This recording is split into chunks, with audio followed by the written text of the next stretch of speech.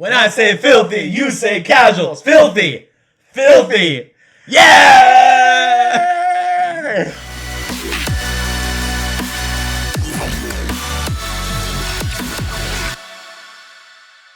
What's up, everybody? Welcome to the 3VO podcast where we are all on the same team. I'm one of your hosts today, Brendan. And I'm the other one, Jordan. And if you're new here, we're just two big old nerds that absolutely love video games and love to share our love of video games and what makes them great. So if you too are a lover of video games, then this is the show for you. As always, it's time to check in. Jordan, what have you been playing? Before I get to that, oh no, I gotta dust this old thing off. Oh, it's been a minute. Just a quick. He's getting the soapbox out, audio listeners. Honestly, it's more of just like a bit of advice. Oh, okay. For some people out there, particularly, say, young men on the internet. Guys, it's perfectly fine for you to not like something that other people are enjoying, but if you see somebody online posting about how they're enjoying something because it has a certain level of representation for them that they appreciate from a community that they're a part of, maybe read the fucking room, and that's not your goddamn time to talk about how many problems you have with that thing itself. And maybe that's why you don't have any friends in real life. Anyway, other than that, I've been doing... It was just a little thing. I was on Threads, which is a fucking mess and always a mistake to go on to. Okay, yeah. And I have a mutual on there, and she was talking about the new season for the Last of Us TV show just aired recently. Okay. And there is a sapphic lesbian-like type scene that happens in the game that they've done in the show as well. Okay. And she was just and she is in a gay relationship, and she was just talking about how she appreciated how they still kept it in the show and how they represented her right and whatnot. And this one fucking doofus decided to get in the comments and was just like, yeah, but they ruined da-da-da and da-da-da, and the show's bad because of this and this and this. And I was just like, my fucking guy, this is not the time. This really, truly is not the time. I am on my soapbox to say, learn when your time is to get on a fucking soapbox. That's what this is. Just bothered me, and I just wanted to mention it real quick. Just learn to read the room, people. Gotcha. That's all. So, general malaise about the internet. Just general malaise, yeah. As it's been for since its inception. Yeah. Let's be real. But on to what you actually asked me about. Yes. It's been good. You know how every time we do this, I talk about how I'm gonna get back into playing either Baldur's Gate 3 or Final Fantasy 7 or any of the number games I've been talking about. Mm-hmm. Well, they dropped Jedi Survivor for PlayStation Plus. Yes. And I've got the whole week off for my birthday. And I really just wanted to turn off my brain, play something familiar, and just binge listen to Smosh Reddit Stories podcast. Incredible. So that's literally what I've been doing for the last 2 days at this point. I love that. I've beaten it once already. Nice. And I'm running through it again. Oh my goodness. Like a man possessed. I did this the first time I played both Fallen Order and Survivor. I just played them through. I just played it through immediately again afterwards. I love these games. Yeah, so no, they're much. great. And Survivor in particular is so good. Yeah. So I've just been binging podcasts and binging one game pretty much right now. You know? And it's been great. I've been enjoying the hell out of it. Love that for you. Yeah. I love that you're finding a good way to shut off, unwind, spend some good quality therapy time with video games and and just letting myself disengage for a little bit and that's it. Yeah. Also Smosh Reads Reddit Stories is a great show. I love it so much. Podcast. Not that they need the promo, at least they really do. Not from us. But oh man, what a great show. Yeah, no, it's great. Yeah. But what about you? What's been on your gaming radar lately? I've been playing one specific game. It's a newer MMO. I think it came out maybe a year ago at this point. Mm-hmm. It's called Palia. It's like Stardew Valley in a way, but an MMO. Okay. So it plays like another other farm sims. What? I was trying to spell it and I realized I don't even know where to start. Oh, it's Palia. It's very pretty. It runs like ass on the Nintendo Switch. It's I'm not gonna make any bones about it. What a fucking endorsement. Here's the thing. This is set up for my endorsement because game runs like ass on the Switch. Yeah. But it's really fun. And okay. And I like it a lot. Gotcha. And I keep playing it even though it runs like ass. Oh, yeah. What's great is they are rolling it out for Xbox and PlayStation I see. in like a month. Yeah. So I'm excited for that because I am not going to have any issue with like my save data. You have an account that's held offsite. So like I can just log onto any device and play my own. Oh, very cool. Yeah. What's great about Palia is it's an MMO, so like there are other people running around, Yeah. you know, interacting, whatever. But there's no PvP. There's no combat. It's really, really like zero stakes. Even less stakes than Stardew Valley, because in Stardew Valley there's combat and you can die. Yeah. You know. So somebody made a cozy MMO. Yeah. Fantastic. Yeah. I love that. And what's really great is it really encourages like work togetherness. Hey. There's a system by which you can like request items and other players can fulfill that request for you. Super cool. And if we're like running around in the same server and I start chopping a tree, it's got like a meter, right? You have to like whack it a few times to get it down. Somebody else can come up and like help you chop it down, and then you both get the same number of items. It's not like you have to split anything. So the work togetherness is really encouraged in this game. That's really fun. It's just really sweet and cozy and Yeah. fun. And there's also like a story and a plot line. The idea is that like you're a human that is kind of like poofed into existence in this world where humans disappeared long ago. Yeah. And everybody's like, whoa, a human. Well, hi. You want to live in our cool idealistic society where everybody's really great and gets along with each other?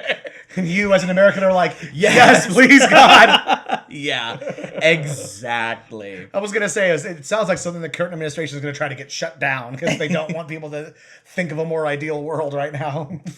For real. No, it's really fun. It's really sweet. The character design is really great. The music's fun. I was looking it up, and like, the overall look of the game is really delightful. It's really Like, pretty. it's And there's really these sweet looking. there's these robot guys. I was gonna say I want one of these guys in my life. Yeah. he seems like a good pal. Yeah. So yeah, I can't. There's one. Look up. It's like steampunk Baymax. Look up Einar. Einar. Palea Einar. Einar. He's a robot and he's a fisherman. Oh, he's got a hat. You have. He's got a straw hat. If you're He's a robot with a straw hat. I love him so much. I love him unendingly. I love him so much. He's 3,000 years old. and he just wants to fish. Him just wants fish. I've realized that's my new favorite thing right now. Is like, so there's a book series that's recently getting developed into a TV show called Murderbot. It's a much more like graphic title than what it actually implies. It's just like I've realized I love anything that's like a robot who's got like so many capabilities and a lot of power, but they have like the simplest wishes and demands.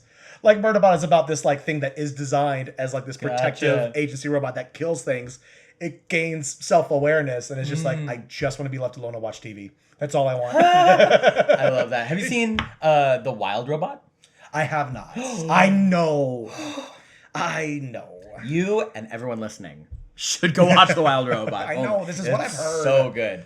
But yeah, so I've been playing Palia because even though it runs very, very badly on the Switch, I mean, like, to the point where, like, I can, like, sail across the map and, like, no textures are loaded in, and then I can go talk to a person, and they don't have any textures on their body. Sometimes I see other, like sometimes you'll, like, pause. You know how you can usually, like, see your character when you pause, like, in your inventory or whatever? I'll pause, and it'll be full T-pose Yes. from the character model. It's like, oh boy. But it doesn't run on Mac, and I don't have a PC. So I have to play it on Switch right now.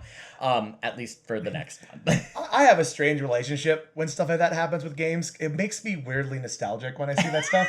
So I feel like insane glitches like that don't happen. It's weird to see them now. Totally. Like when I was playing Uncharted 4 recently, there was a part where like it's a big party scene at this like huge like fancy auction and whatnot, and there was a cutscene where it was doing that thing where it was like the game forgot that certain just like NPCs were supposed to be loaded into the area, so you watch them like full zip into like your staging spot. Yeah. And there was a small party that was just like, yay. That's fun to see again. Love that. But yeah, I've been playing Palia. I recommend it to everybody. It's fun. I like they were both doing things that are just kind of like, what's something I could like engage with and play, but is like low stress. Yeah, dude. I can't handle any stress right now. We're moving in a couple months. Yay! So, I mean, it's which is stressful, awesome. but that's awesome. Yeah. That's Oh yeah, awesome. I guess that's a little channel update. Yeah. The days at this set are numbered because I am moving again into a bigger space. we'll have like a room dedicated Yeah. to actually recording. So we're both very excited about that. We won't be like at my kitchen table anymore. So yeah, We love an upgrade. we do love an upgrade. We do Yeah. love an upgrade. All right, with all of that out of the way, it's time to get to our topic at hand. Today is a Filthy Casuals episode. If you're new here, Filthy Casuals is where we don't talk about a specific game. We talk about more of a general topic. This is part 2 of our beginner gamer series. So if you missed episode 53, go back and watch it and then come back here.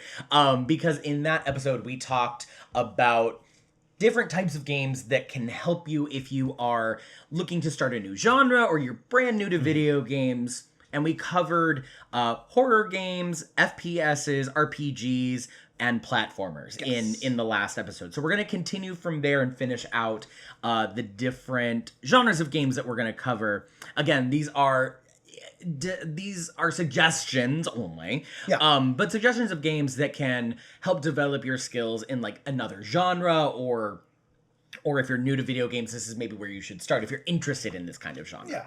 So, and also, if you're brand new, maybe it'll help you figure out like where your palette sort of is for video games. Like, do I prefer this type of game or this type of game? You know? Yeah, absolutely. Yeah. So yeah, with that out of the way, let's get into the next genre, which is roguelike. Yeah. Okay, so for anybody that's not aware, a roguelike or a roguelite is a type of game where the action is essentially repetitive. You are kind of going through a challenge that is like very, very difficult, and you almost inadvertently die and get set back to the beginning, and you kind of keep going and going and going and going, getting stronger along the way, getting more equipment, getting upgrades, what have you. Every game is a little bit different, but you're kind of throwing yourself at the main challenge over and over and over until you can finally beat the main challenge. So that's the kind of genre that we're in. The name comes from a game way back in the day called Rogue. So that's why they're called roguelike or roguelite. Anyways, so our first entry on this list, kind of a difficult game, not gonna lie, but it's Hades. It's so excellent. Yeah. I think anybody who wants to get into roguelikes should definitely start at Hades, because oh boy did they knock it out of the park. Yeah. And like this style of game, the roguelike style is not my like preferred like style of gaming. It's just not my zhuzh. I fucking love Hades. Right. Yeah. Hades is, I mean, there's something for everybody. Like, if you're into roguelikes, then you're certainly going to like this game. If you like good art, you're going to like this game. If you like bisexual fantasies, you're going to like this game. If you like Greek mythology, oh my lord. So if you like twists on certain mythologies. Yeah, absolutely. It's also a big one. Also, if you enjoy like a hard rock kind of metal-y soundtrack, definitely for you. The music's so good. So Hades came out in 2020. You can play it on just about anything. It's going to teach you about procedural generation, meaning the map isn't the same like layout every time. It changes as you go through. Also progression through repeated attempts, which is the whole roguelite zhuzh, and how to change strategies with randomized builds, because you don't get access to the exact same things, which is very common in roguelites. You don't have the same powers or weapons necessarily. And in Hades, in fact, one of the like notable things about Hades is that you have a host of weapons to choose from, and you can specialize. You can say, I really like the spear, I'm going to play this one, that's what I played. Or there's a sword, or like a bow and arrow, and so you can kind of choose a game style, but you still don't know what you're going to find as you go through the challenge.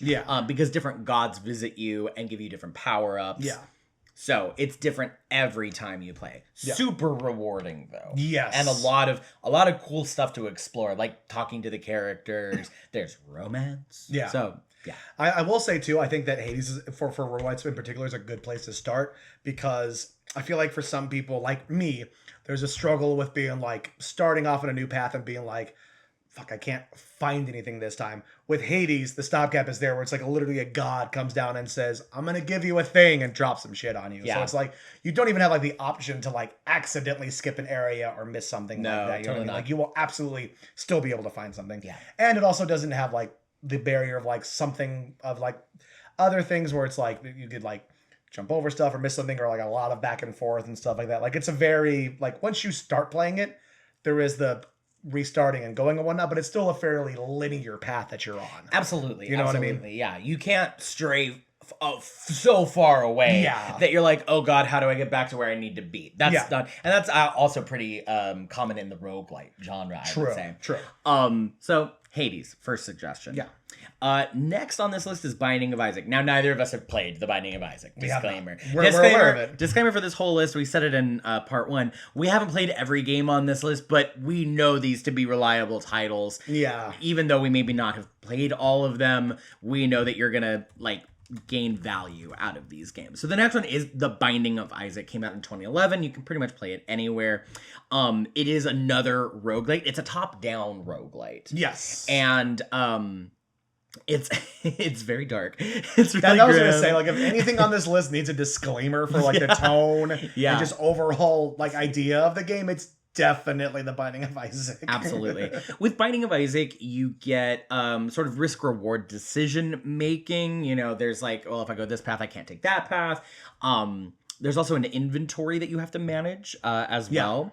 And pattern recognition, even though the dungeons are randomized. There are some patterns in the layout that you can tune into and sort of develop that skill with roguelites. Yeah. Next on the list is Dead Cells, which we have covered on the podcast. We did. Another one that I played a little bit of, but wasn't, again, not part of my shows. But you had it was definitely one episode that you I really like Dead Cells. Did we cover Hades? We've done Hades on an episode, right? Yeah. I don't know if we did an episode on Hades, but I know we've talked about Hades a lot on the show. Somebody tell us in the comments. But Dead Cells, I know we've covered. Absolutely. Yes. Dead Cells is awesome. I like the art style a lot. It's an interesting art style, it's for so sure. weird. It's like pixel art, but in the Unreal Engine, so it's really smooth pixel art. Yeah. It's really very bizarre. It's really bizarre, but I love it. It's the kind of thing you look at it first and you're like, if I play this for 10 minutes, it's going to give me a headache. But it somehow doesn't. It's the only way I can really describe it. Yeah. Now, Dead Cells is a side-scrolling roguelite, but similar sort of setup. It's like you start with nothing, just go. You can find weapons, you can find upgrades, spells, powers, yada, yada, yada, yada, yada. There is a bit more of a sprawling map. There's definitely different areas that you can go to. It's sort of all roads lead to Rome in Dead Cells, but there's other different areas that you can totally discover. I remember finding a whole different area that I hadn't been to at all very late in my playing of Dead Cells, the ossuary. Did you ever make it to the ossuary? No. That's okay. It's okay. But anyways, so Dead Cells overall blends roguelike progression with fast-paced combat and exploration. And also helps players to learn reflex-based gameplay and adaptability. It is definitely a game that's going to develop your reflexes. Yeah, for sure. You have got to be able to react because there are constant enemies and traps and shenanigans happening across the game in every level. And I'd say one of the things that Dead Cells does really well is that like adaptation to the player as well, towards like you're never gonna repeat a sequence every time you restart. You know what I mean? There will always be something that's a little bit different in an area that you've gone through a dozen times before. So super clever. Absolutely. That wraps it up for roguelites. We're gonna move on to simulation/management games. I'm just gonna go for a little bit. Yeah, you can just. I really am just like. You just see yourself. I'm not gonna have anything to add into the door's this over there at all. Sorry. It's okay. So first, to no one's surprise, first suggestion on this list is The Sims. I mean, there's a reason it's been around as long as it has. Absolutely. There's a billion different iterations of The Sims. Get the latest one. I don't know. I don't actually play The Sims. It's not my zhuzh of simulation management game. Right. I like a little bit more honed in, and I don't like managing people. That's just I don't know. Fair enough. I don't want to tell my sim to go to the bathroom. I don't know. Like yeah. That's not the part of simulation that I like. Yeah, there's a part of me for that where it's like, this is just a real world stress that I deal with. I don't want this in a game. Too real. But it is going to teach. I gotta worry about my bladder and 9 other people's fucking bladders. Leave me alone. You're worrying about your bladder is like worrying about 9 other people's bladders. Very deep personal cut. That's now on the internet forever. I'm sorry. You set me up so perfectly. No, I for did. it. I did. I'm sorry. Don't apologize. It's hilarious. That's so fucking funny. Anyways. I pee a lot. I think they got it. The Sims is going to teach you about time and resource management, as well as goal setting and creativity, because the gameplay is very open-ended in many different... There's a lot of like, oh, I'm going to build my home the exact way I want to see it, you know, and decorate it, and oh, I've got like these two Sims, I want to get them married and then have kids. And like, there's a lot of like micro, really like granular stuff that you can get in and do. And truly like Sims. Not like a bad or wrong way to like go about. No, definitely not. Definitely not. If you do want to get into The Sims, I would definitely check out, my personal recommendation would be to play it on PC. I think it just plays a little bit better. Yeah. And also you can get into the mods, which are numerous and a lot of really cool stuff I've seen in like sim modding. Oh, so, even going back to like the late 90s, early 2000s, when I go to friends' houses who had The Sims, their big thing was like, look at all these mods I downloaded for this. Yeah, absolutely. There's a huge community behind The Sims. Yeah. And it's a cool community to be in. So go check out The Sims. Yeah. My next recommendation for simulation games is of course going to be Stardew Valley. Obviously. Yes. It's sort of the quintessential, like, set the benchmark for farming sim games. Yeah, very much so. Absolutely. And it's a more recent game. It came out in 2016. Oh my god, it's almost 10 years old. Oh, jeez. Oh boy.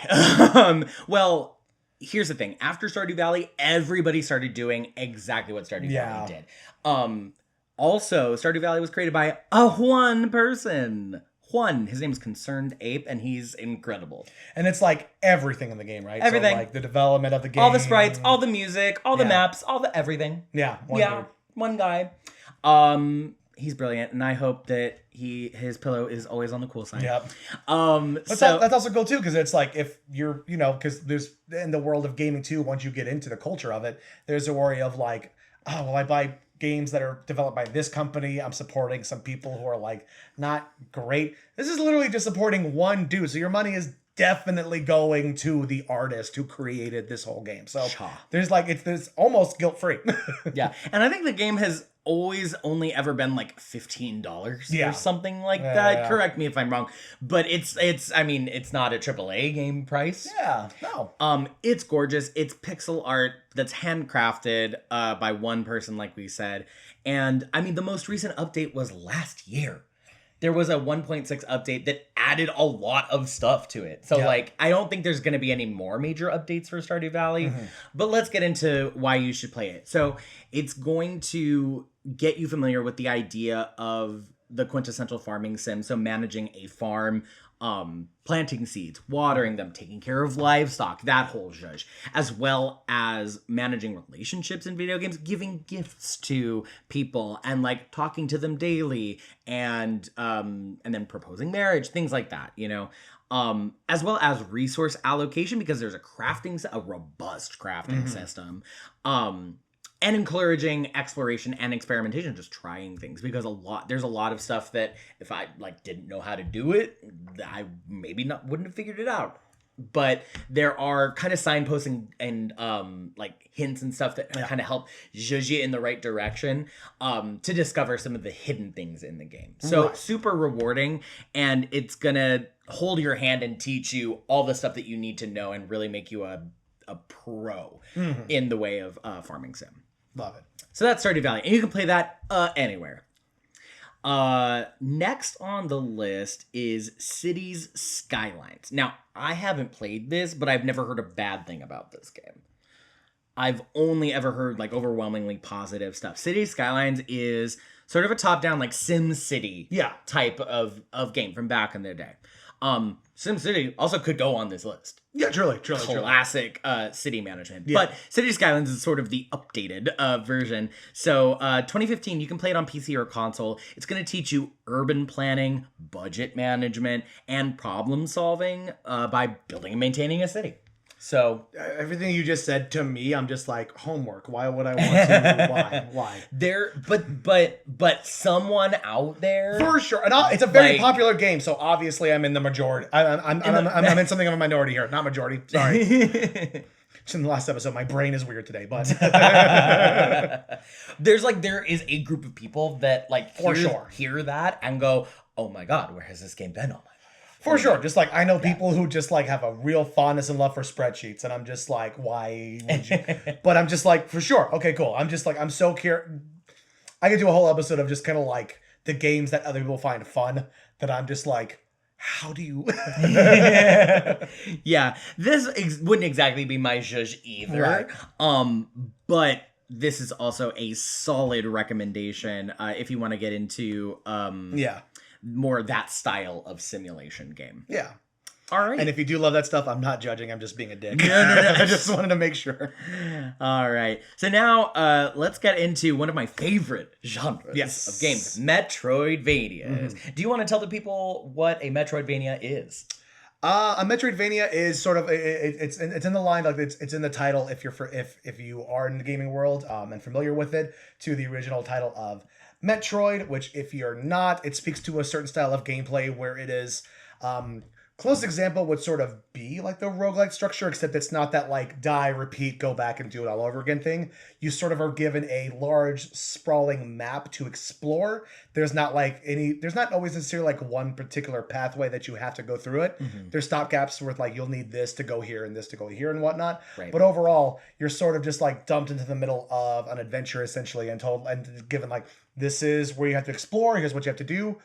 Go. And there's not a lot of like direction for like, you must go this way, you must go this way. Like it's a big map and just like you get to go kind of run around. Is sort of the vibe of a Metroidvania. Yeah, absolutely. Yeah. Metroidvanias do come from the game Metroid from back in the day and Castlevania. Both sort of came out around the same time and solidified this as a genre, which like you said, big sprawling map, you can't access everywhere right away, but you can go down this path. And then you get the double jump and now you can go over here. So that's sort of the idea, is like upgrade-based progression. Yeah, I would say. That's a good way to put it. Yeah. So first on this list, I cannot recommend this enough. It's Hollow Knight. We just did a whole episode on this. I know. I'm going to keep it brief. I know.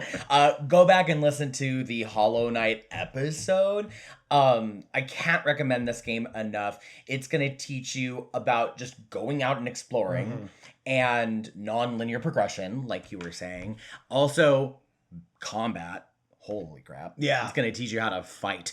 And then gradually kind of sort of drip feeding new abilities for you. Yeah. You're also going to get a sense of recognizing like, that's a thing I can't get through yet. I'm going to come back here later. Mm-hmm. You know? Yeah. Because it's very evident when, like, if something's too high, it's like, that's out of reach. I won't be able to get there. But I know that this is a game where I get upgrades. Yes. So I'm trained now. I know that I'm going to come back here later and be able to get them. Yeah. You know? Yeah. So Hollow Knight, play it. Yeah. You can play it pretty much anywhere. Yeah.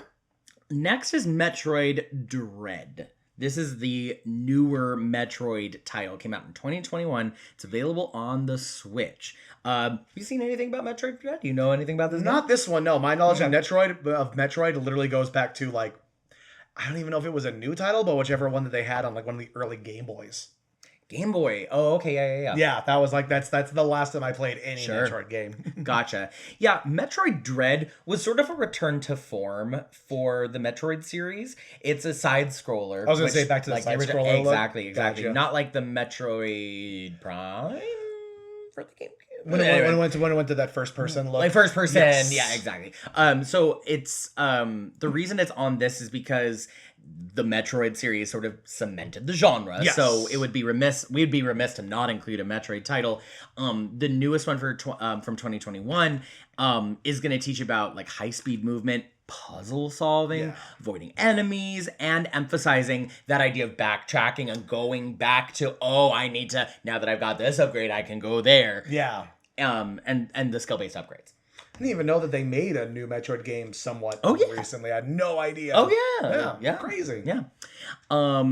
So yes, it's I believe the most recent in the Metroid series. Although we do have another like first person Metroid game coming soon. Just you wait. But that would belong in a different genre entirely. Well, I mean, it's sort of a crossover. It's sort of one of those hybrid games that we've acknowledged on this show before. It's both a Metroidvania and an FPS. So Yeah, gotcha. Yes, Metroid Prime 4 4 is coming out 2025 Metroid at Prime some 4 point. beyond. Yeah, gotcha. So in the future. Cool.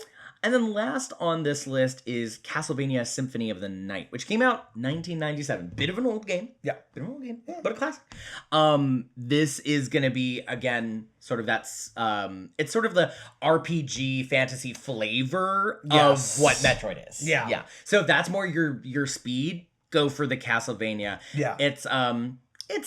It's fighting vampires in a castle. It's awesome, you know. It was also one of the early ones that I remember too, though, for like video games in which a lot of people were talking about like the lore specifically of the Castlevania games too. Mm-hmm. So if you're new to getting introduced to like just like getting into the world of everything too, I think it's also a good introduction as well. Yeah, absolutely. I didn't play Symphony of the Night. I did not have a PlayStation in 1997. I never played a single Castlevania. Well, I have played Castlevania Portrait of Ruin, which was a DS game. Okay, gotcha. It is a DS game.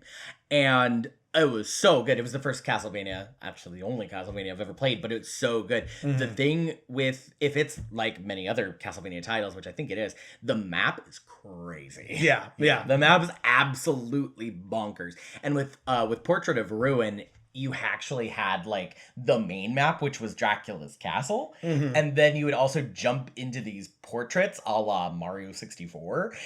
And there would be another huge map in that like portrait that you were in. Yeah. So that's cool. That's really fun. The map was crazy.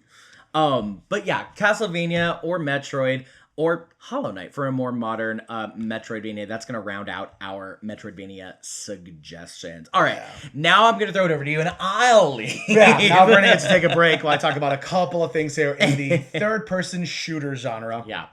Which, if you are slightly unfamiliar with, third-person shooter basically consists of games that it is talking about the perspective in which that you are playing.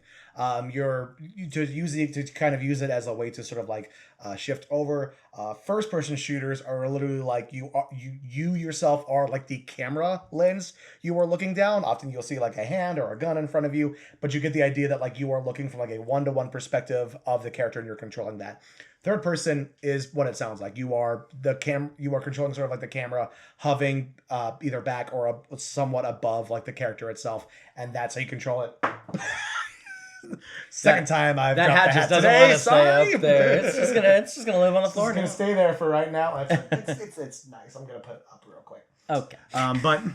But yeah, so that's sort of that's the idea behind it, is that it's like you are sort of like controlling a full character that you can see in front of you and controlling all their movements. Mm-hmm. First one I have here for the list is Uncharted from 2007. It is a PlayStation exclusive, unfortunately, but as we learned talking about in our last episode, looks like there might be some sort of a PC port that has happened here. So if you have a PC, you have the option there. The reason why that I wanted to suggest this one is because I think this is a really good one for new players who have sort of jumped around in some of the earlier titles that we talked about in part 1 in particular. So more reason to go back to the other episode on this that we talked about, because there's a lot in this one that is expansive on stuff that has happened in previous titles, particularly within platformers, because it is a third-person shooter, but it plays like a platformer with a shooter element involved into it. Mm-hmm. So it's really going to expand on the platformer feel.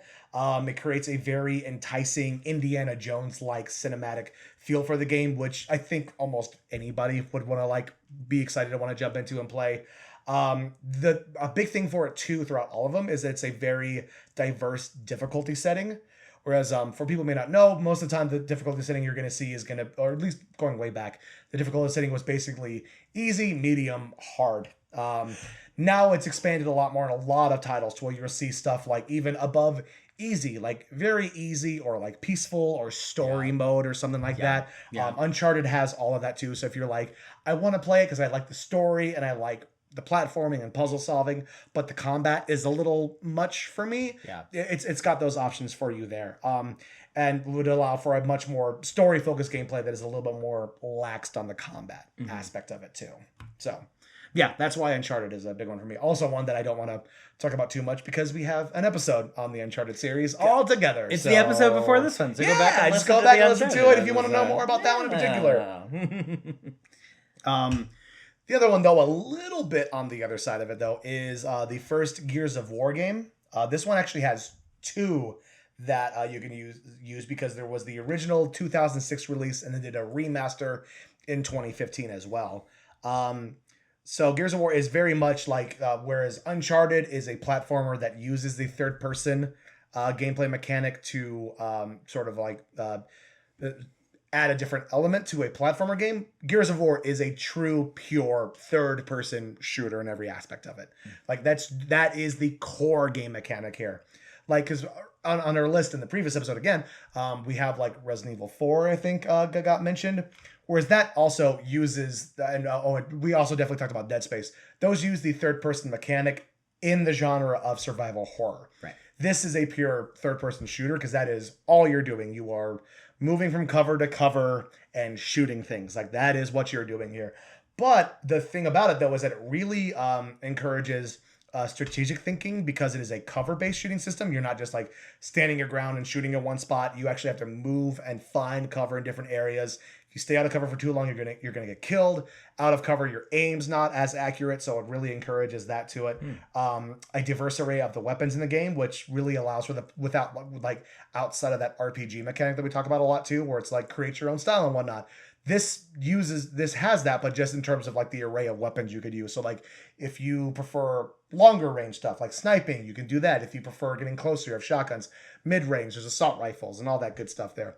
Also, something I really love about games like this that have like somewhat complex game mechanics and like all that stuff I said for a new player, you might be like, that sounds like a lot. There's a tutorial part in the beginning of the Gears of War game that's literally like, hey, if you want to, you could go over here, sort of like in the kiddie pool area for a little bit and just hang out and not worry about like something's going to kill you. You can figure out the cover-based system, the aiming system, how like switching weapons, all that stuff, and using all the different things before you actually jump into the game proper. So it's like it has a great thing for it where it's just like, no, you can like go and like get the feel, get the zhuzh of it and whatnot before you actually get to the game without feeling too stressed about it. Nice. Yeah. Nice. I also just love the game too, so go play it. Do we want to put Mass Effect into the third-person shooter category too? Because I could recommend it for new players. Here's the thing: if we recommend it and then people play it and then they go back and listen to our episode where we talk about Mass Effect and we say, yeah, the gameplay is clunky and broken. That's true. They might go, then why did you recommend this as a new player thing? That's fair. I love Mass Effect. I do think it wouldn't be a terrible place for people to start. I do think that there is a stress barrier to entry that a gamer might need to build up a little bit before they get to it. If that makes sense. Fair. That is fair. So that's like second tier. Yeah. Or start with Mass Effect 2. Honestly, yes. Mass Effect 2 is a very like clean style of gameplay to it. It's a lot. The barrier to entry is a lot less stressful on that one. Yeah. If you are like, no, I'm gonna play Mass Effect 1. I'm gonna start there. I've never played a video game before. Great, do it. Our recommendation would be any of the situations in the game where you're in the Mako, just do the main objective. In fact, just do the main objective for all of Mass Effect 1. You'll be fine. Yeah. just do the main quest. Here's how you actually play the first Mass Effect game.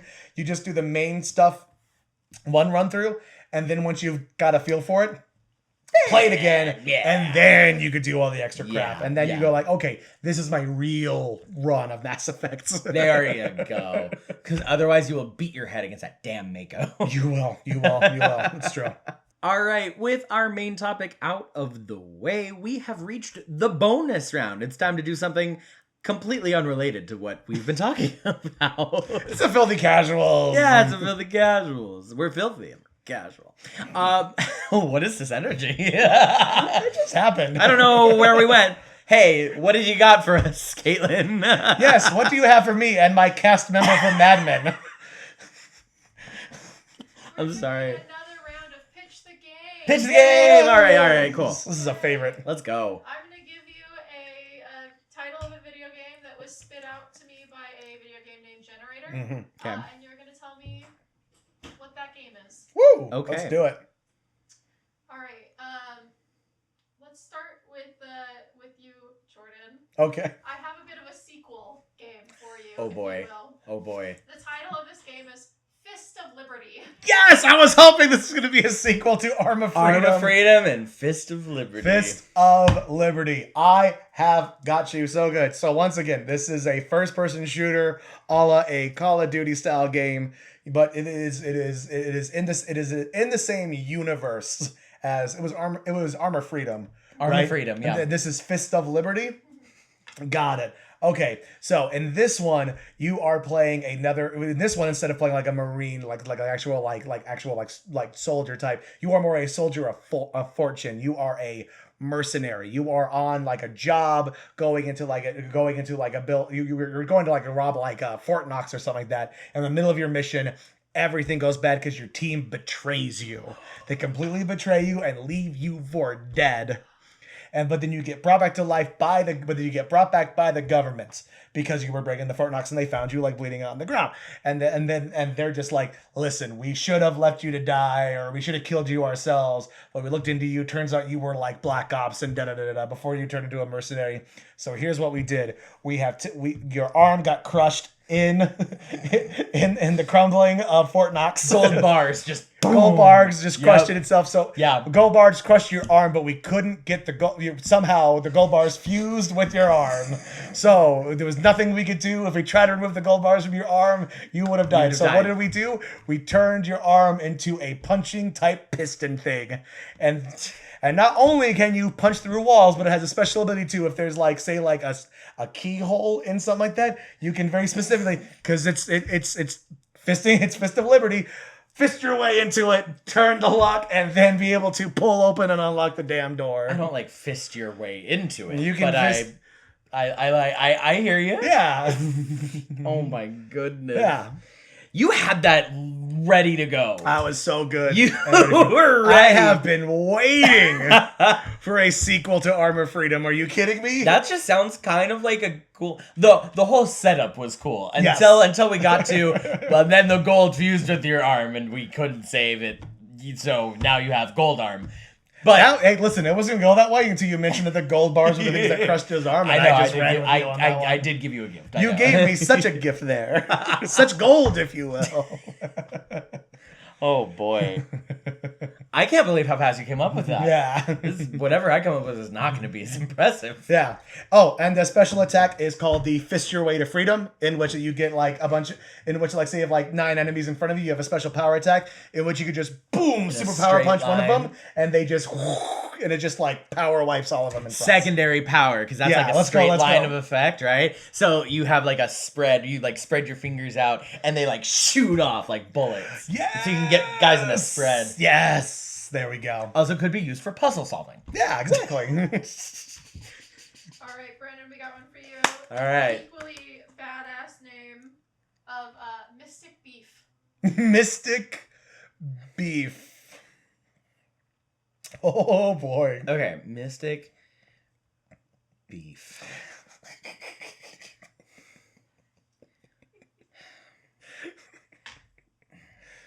There's just so many butcher jokes here. It's Mystic Beef.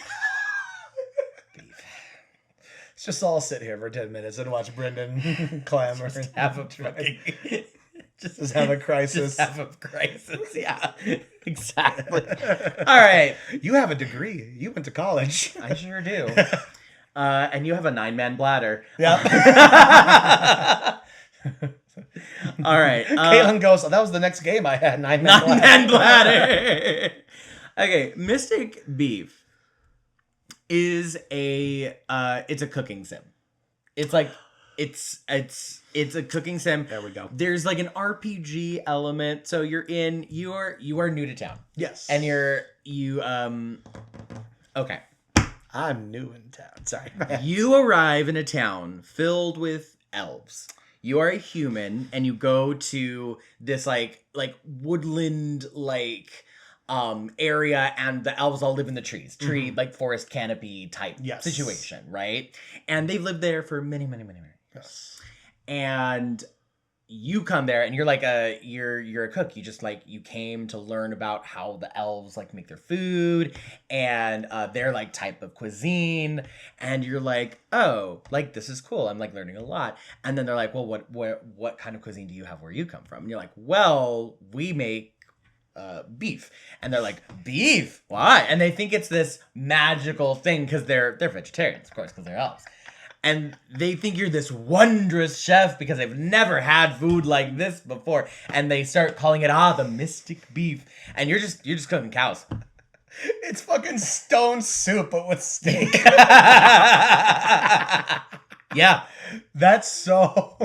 Once you started going and I was like, please let this be about somebody introducing these foo-foo fucking vegetarian ass elves. Hey. To the world of beef. They're foo-foo because they're elves, not because they're vegetarian. No. Just yeah. Oh my god, that's amazing. Love it. Okay. You ready? Let's do it. Let's go. I'm trying to choose the best one. All right, we have Death Flag: Recharge. Death Flag: Recharge. Well, it's a JRPG, undoubtedly. Don't you think? I'm sorry, this is your pitch. Not where I was going with it, but I'm interested to see how you got there. Death Flag: Recharge. Ooh. Okay. This is a roguelite. Okay. In which that you starting at the place in which that you were killed by your greatest adversary. This was your mortal enemy. You guys met in combat, and he killed you. And where you died, they, could be whoever, they planted their flag where you died. And you are, but then this weird little mad scientist, like an Igor looking dude, comes in, drops a huge spike in the ground, charges the spot with electricity, and brings you back to life to send you on your quest for revenge for this guy.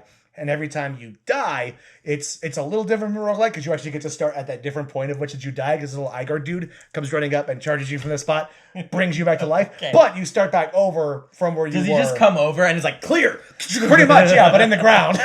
Great. And it brings you back up and you get to just keep going in your quest, but you have to restart from where you were before. Not landmark wise, but just abilities and stuff wise. So you're a little bit further progressing to the game, but you lose all your upgrades and abilities and whatnot. But all you know is that you need to go kill this dude, but that's all the memories you have. And as you go and play through the game, you start to get more of your own lore back and discover more about yourself. And that's the one thing you get to keep on every single restart. So that's why, and because of the electricity charge and the flag and whatnot, that's why it's Dead Flag Recharge. Okay. All right. I see it. Yeah. All right. Okay, I've got another one for you, Brendan. Let's go. All right. I actually have two more for you, and then I have another one for you. Let's do it. We're here. This is fun. All right. It's a filthy casual. All right. I've made the executive decision. Let's go. All right, Brendan, we've got Orb of Regret.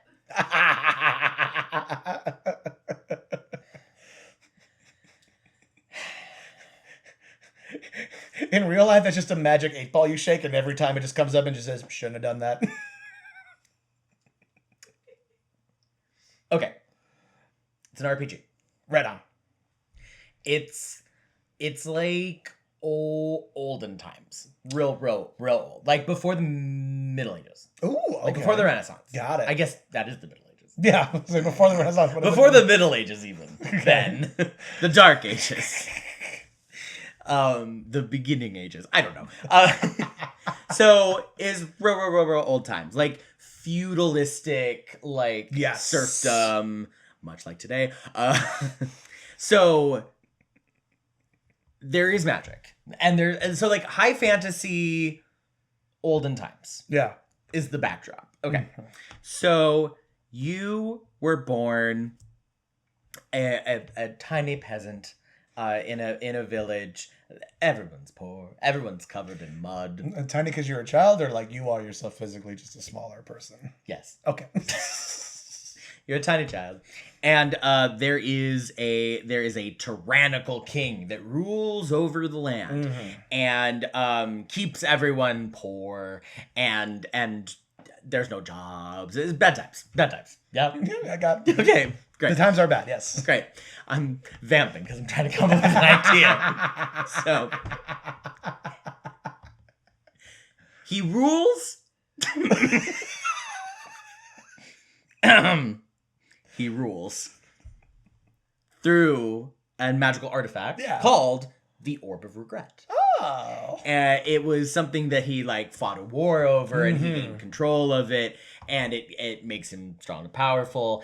And you, growing up and seeing all the strife around you, are emboldened to go after the king and fight him so that you can take the Orb of Regret from him and return it to its rightful owners, which are the dragons. Oh, there we go. Yeah. He fought a war with the dragons, wrested control of the land, banished the dragons, and you're like, that's really lame. Dragons are cool. I want to see dragons. So you go fight the king for the Orb of Regret so that you can return it to the dragons. I think I do like it. I will tell you, I do like it. I also think it's fun because I think we just got an insight into how George R. R. Martin writes, which is just vamp on lore for as long as you possibly can until you figure out which way you want the story to go. There was some panic there. Just describe the cobblestones and the streets for about 80 pages, and then it should be like, anyway, Sansa goes over here. That's so funny. Hey, we got there. Yeah. In fairness, Orb of Regret is a tough title to work with. That is a hard one to work with. Thank you. So you did very, very well with that. Yeah. Okay, Jordan, I'm gonna give you two, and you can decide which one you want to do. Let's go. And then is the other one mine? Both. Either choose Gun Vengeance or Grudge Engine. Oh, you gotta pick Grudge Engine. Gun Vengeance or Grudge Engine. Wait. Always keep them guessing. Do both. Oh, God. Okay. Sure. Just put that on me. Gun violence. Grudge engine. No, it's Gun Vengeance is what Gun it is. vengeance. Grudge. Engine. Yeah. I almost said Grudge Island. Gun Vengeance, Grunge. Grudge Island. Grunge Island is also pretty good, but that's just Rock Band, but it's all Nirvana tracks. Okay. Gun Vengeance. Vengeance. Got it. Okay. Yeah. Or Grudge Engine. Got you. That's hard to say. Grudge Engine. Okay. I've got this. And I'm sorry. I'll break the rule here a little bit, establish off screen, because it just to make this make sense, it will need a little bit of a comparison to another game.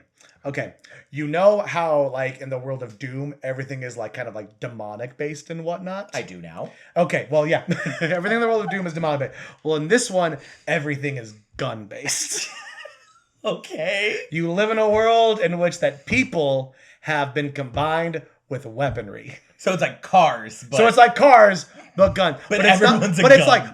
it's not like cute like cars where it's like, oh, everyone's a car. It's like people got turned into stuff. So it's all wonky and fucking weird. People have barrels sticking out of their head and they're like, please kill me. This is like Boyfriend Dungeon where the boyfriends are swords. That's a real game. I'm sure it is. I have no doubt about it. And there's just there's some people who just exist in this world and they're just kind of this existence sucks. We want it to end and whatnot. And it's commentary on both the corporate takeover of the world and also gun culture itself and its pervasiveness in terms of, because there's some people who are all about it's this is awesome. I've basically been turned into a fucking gun. And you're a dude who, quick little insight, same developers of Arm of Freedom and Fist of Liberty here, because what you have is you have two arms that are guns. Just straight up two arms that are guns, two legs also guns.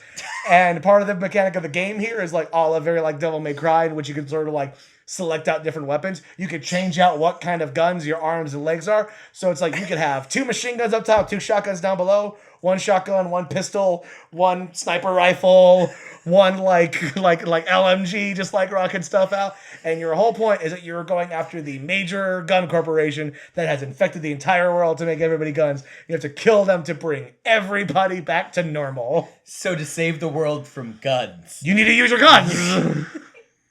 Yeah.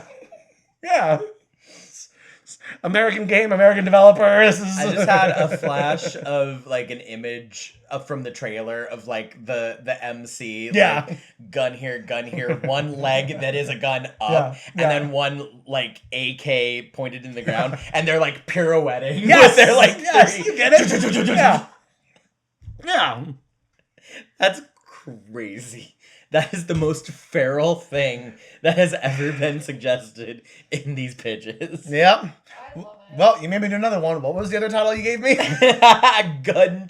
No, I was saying do them both together. Oh, that wasn't gonna happen. That was not gonna happen. I think that matched both of them. Okay, cool. I'll take it then. You're right. Oof. Good, because I can feel the fucking vein in my forehead. Like, as I was just like stumbling my way through figuring that weird fucking just like Michael Bay meets Junji Ito world that I created. That's more beautiful than I could have ever asked for. All right, Brendan. Uh-huh. We've got your last one. Oh, please let me know. Goblin Waterfall. Goblin Waterfall. Holy shit.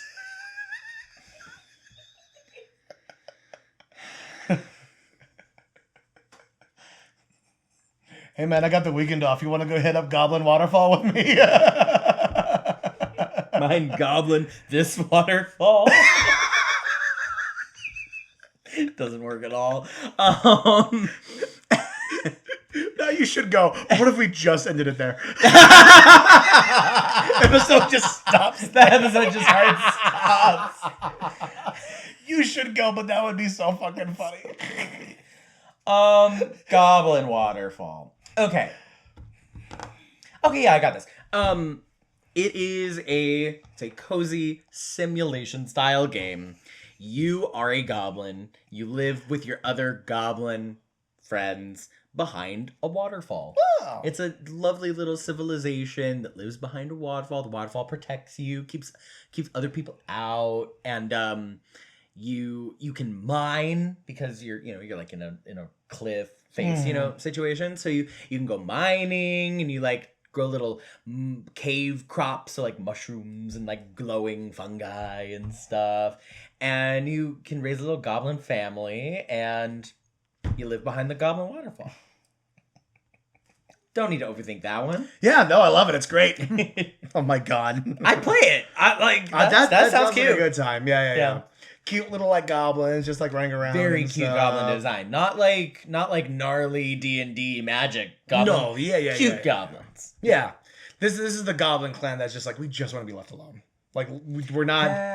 We're not bothering nobody. We have no interest in serving a dark lord. We just want to hang out back here and raise a family and raise crops. That's all. Oh, I love it. Yeah. That is actually really. You know, goblins could get a bad rap, and I think they need some positive PR. I think they need a good positive game like this. Truly. Show that they're real people too. Truly. You know what? I can always use some more PR. The 3VO podcast. The 3VO podcast. Thank you guys so much for listening. We hope that you enjoyed listening. So we're talking about beginner-friendly games and these random-ass game titles that got thrown at us today. Are there any suggestions for beginner games that you think should be added to the list? What titles did you learn gaming from? Please let us know in the comments. And as always, if you have any ideas about future discussions we can have on the show, you can always send us an email at 3VOpodcastteam@gmail.com. And you can give us your ideas. You can also find us on Facebook, Twitter, Instagram, TikTok, all of the social media platforms. We are at 3VO Podcast everywhere. Make sure that you comment, like, and subscribe to our show. It really does make a difference. And if you do, we'll love you forever. So please do it. And we'll see you next time. Bye-bye.